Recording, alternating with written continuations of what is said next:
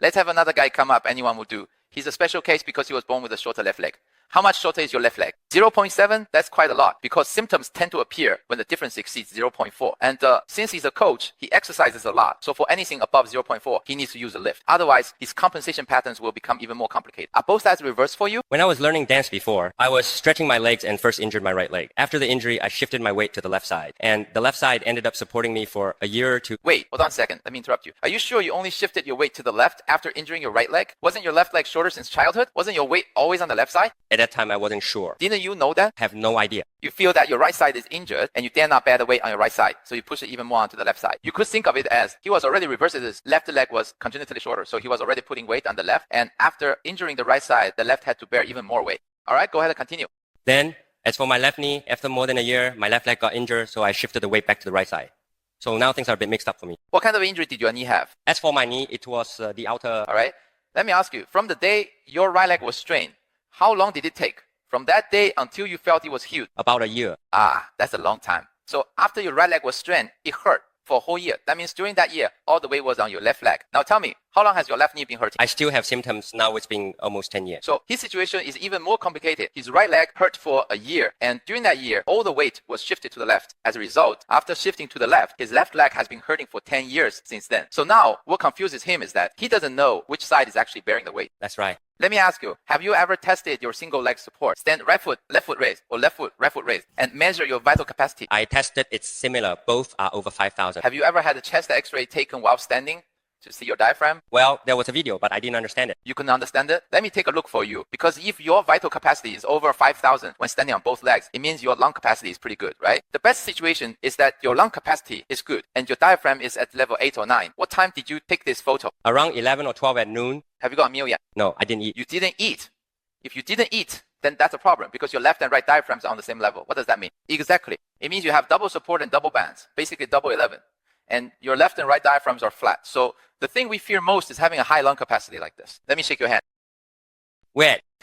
He doesn't dare to reach out because his hand is very sweaty. What does that mean? His sympathetic nervous system is extremely excited. Let me explain. The diaphragm is positioned very low and both sides are equally flat. The higher the lung capacity, the more excited the sympathetic nervous system becomes. Normally, for people with high lung capacity, the sympathetic and parasympathetic nervous systems are balanced because their breathing is good. But for this kind of person, the higher the lung capacity, the more excited the sympathetic nervous system gets. Make a note of this first because adjusting this will be even more troublesome. It means that all of his accessory muscles for inhalation and exhalation have been compensated to the extreme. All of his accessory muscles for inhalation and exhalation have been heavily compensated.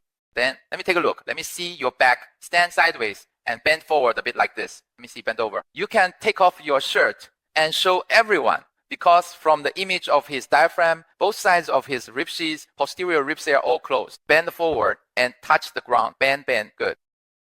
Then get up and then turn your back to everyone and do it again. Okay? Now get up again, slowly, slowly. This part here is the highest. Can you see that? Because this section doesn't move anymore. And on both sides here, this part is sunken in. So he's a coach and he has strong compensatory abilities in his muscles. Even though his situation is quite complicated, has structural leg length discrepancy, plus his right leg was injured for a year and his left leg has been injured for 10 years 7 under these conditions, he can still achieve a lung capacity of over 50 in both legs. So he relies entirely on willpower and muscular compensation. He manages to maintain himself in this condition, but both sides of his posterior mediastinum are compressed and both of his hands are very sweaty. His hands are completely covered in sweat. For a member like this, you should first have him train in a dual compensatory, dual mode way to gradually transition to a normal state. However, if he uses insoles, guide him to train toward the normal compensatory mode. If he doesn't use insoles, then have him train in the reverse compensatory mode. You're left-handed, right? Yes, because he's left-handed and also has a shorter left leg. So for this person, when he trains to the reverse compensatory mode with both sides in reverse, his stability is at its best. But if you try to guide him toward the normal compensatory mode, he'll end up with a lower body in normal mode and an upper body in reverse mode. Because he's left-handed, his situation is quite complicated. Now, if I'm coaching him and he's someone with strong convictions who absolutely refuses to use insoles and his legs are naturally different lengths, that's just how he is. He can tolerate a difference of up to 7 millimeters in leg length. So at this point, I would decisively train him into double reverse mode, meaning both upper and lower body are in reverse because that gives him the best stability. If he chooses to use insoles, I would approach it differently. I'd first help him restore his original reverse mode, then try training his right side to see if he can handle the adjustment, and finally work on the interaction between both sides. If he uses insoles and both sides are about even, is he still putting more weight on his left side? That's because his left leg was originally shorter and he's been putting weight on that side since he was a child. However, due to a later injury, he's now afraid to put weight on his left side and it still hurts him. It's been hurting for 10 years. So during this period of pain, we can't let him keep putting weight on his left side. I need to have him shift his weight to the right. Once his left side no longer hurts, he'll naturally go back to favoring the left side out of habit. That's why at this stage, I need to train his right side to bear more weight, to reduce the burden on his left side.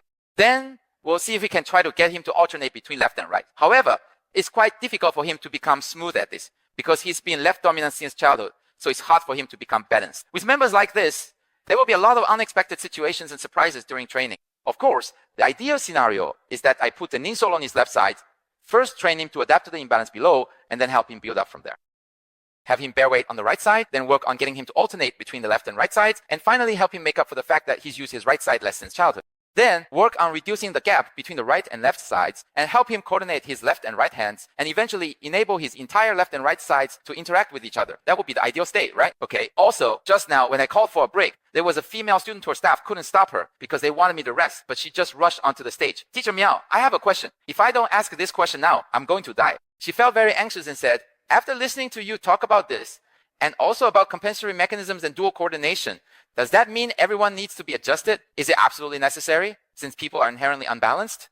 I told her no, it depends on what the person's needs are. If someone's compensatory mechanisms are working smoothly, both upper and lower parts are coordinated, and there's nothing in their life being disrupted. If he doesn't have any symptoms and just can't reach certain angles, then it's fine if he doesn't reach them. Why would you need to adjust him and why would this person even come to see you? He probably wouldn't. But if he does come to you, say, he wants to lose weight and during his weight loss journey, he develops symptoms from using gym equipment, then you need to address those symptoms. The logic I'm explaining to you is to help you understand why these symptoms occur and how to resolve them so that they're less likely to come back after being treated. That's why I'm explaining this to you. If in his daily life, he can't reach a certain angle and he simply doesn't use that angle, say, he can only lift his left arm to 180 degrees, but he doesn't need to lift it to 180 degrees. And in daily life, lifting it to 150 degrees is enough for him. Then what's the problem with not using the last 30 degrees? There's no issue. Some people never make any adjustments and still live to be 100 years old. If he doesn't have any symptoms, why would you intervene, right? So not everything needs to be adjusted. But if you really want to adjust to an ideal state, it's because you have some innate deficiency and you want to make up for it through your own efforts later on.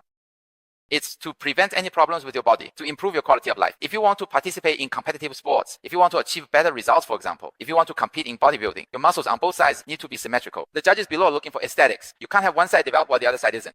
In this situation, you have to address this issue. Otherwise, you end up taking a lot of unnecessary detours. If your client doesn't have this problem, then you don't need to worry about it. But I'm telling you about a few common scenarios. However, when you encounter these uncommon cases, you need to be able to recognize what's going on and distinguish between them. For example, this person has a bilateral lung capacity of over 50. If you only look at the lung capacity, there's no problem, it's great, even better than mine, right? But then, when you look at the X-ray of the diaphragm, both sides are at the same height. And when you feel his hands, they're cold and clammy. So there's an issue here. That's why his digestive system and pelvic floor muscles later, Director Huang, can check your pelvic floor muscles for you.